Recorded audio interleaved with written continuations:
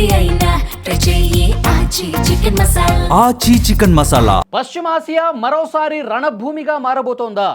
అగ్రరాజ్యం అమెరికాకు ఇరాన్ దేశానికి మధ్య దశాబ్దాలుగా ఉన్న వైరం ఇప్పుడు క్లైమాక్స్కి చేరుకుందా? అవుననే అంటున్నాయి అంతర్జాతీయ పరిణామాలు. ఒకవైపు అణుచర్చలు జరుగుతున్నా మరోవైపు అరేబియా సముద్ర తీరంలో యుద్ధ నౌకలు మోహరించడం, గగనతలంలో అమెరికా యుద్ధ విమానాల గర్జనలు వినిపిస్తుండడంతో యుద్ధం ఎప్పుడైనా ముంచుకు రావచ్చనే భయాందోళన పెరిగిపోతోంది. ఈ ఉద్రిక్తతల మధ్య ఇరాన్లో ఉన్న వేలాది మంది భారతీయుల భద్రత పెను సవాలుగా మారింది.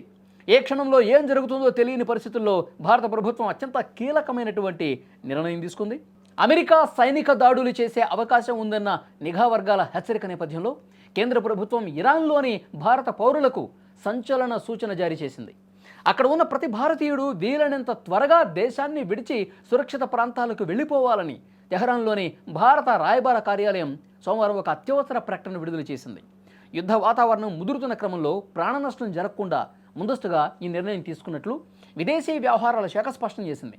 ముఖ్యంగా అక్కడ చదువుకుంటున్న విద్యార్థులు, పవిత్ర క్షేత్రాలను సందర్శించే తీర్థయాత్రికులు, వ్యాపార పనుల మీద వెళ్ళిన వారు, పర్యాటకులు, ఇలా ప్రతి ఒక్కరూ తక్షణమే అందుబాటులో ఉన్న వాణిజ్య విమానాల ద్వారా కానీ లేదా ఇతర రవాణా మార్గాల ద్వారా కానీ ఇరాన్ సరిహద్దులు దాటాలని ఆదేశాలు చేశాయి. ఇంకోవైపు ఇరాన్ దేశవ్యాప్తంగా నిరసనలు మళ్లీ మిన్నంటాయి.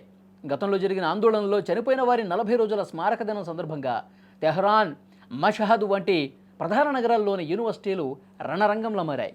విద్యార్థులు భారీ ఎత్తున రోడ్లపైకి వచ్చి ప్రభుత్వానికి వ్యతిరేకంగా ప్రదర్శనలు చేస్తున్నారు. ఒకవైపు అమెరికా దాడి భయం, మరోవైపు అంతర్గత అశాంతితో ఇరాన్ ఉక్కిరిబిక్కిరవుతోంది. జెనీవాలో అణుచర్చలు సాగుతున్నప్పటికీ అమెరికా తన సైనిక బలగాలను మధ్యప్రాచ్యం వైపు తరలించడం చూస్తుంటే శాంతి కంటే యుద్ధానికే అవకాశాలు ఎక్కువగా ఉన్నట్లు కనిపిస్తోంది.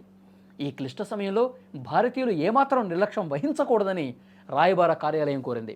నిరసనలు జరుగుతున్న ప్రాంతాలకు పొరపాటును కూడా వెళ్లవద్దని, ప్రాణాలకు ముప్పు పొంచి ఉన్నందున అప్రమత్తంగా ఉండాలని హెచ్చరించింది. ప్రయాణానికి అవసరమైన పాస్పోర్ట్లు, ఐడి కార్డులు, ఇతర ముఖ్యమైన పత్రాలు ఎల్లప్పుడూ వెంట ఉంచుకోవాలని సూచించింది.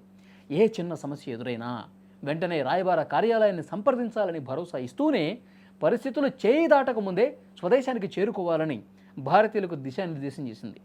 అలాగే అత్యవసర ఫోన్ నెంబర్లు కూడా ఇచ్చినటువంటి పరిస్థితి ఉంది.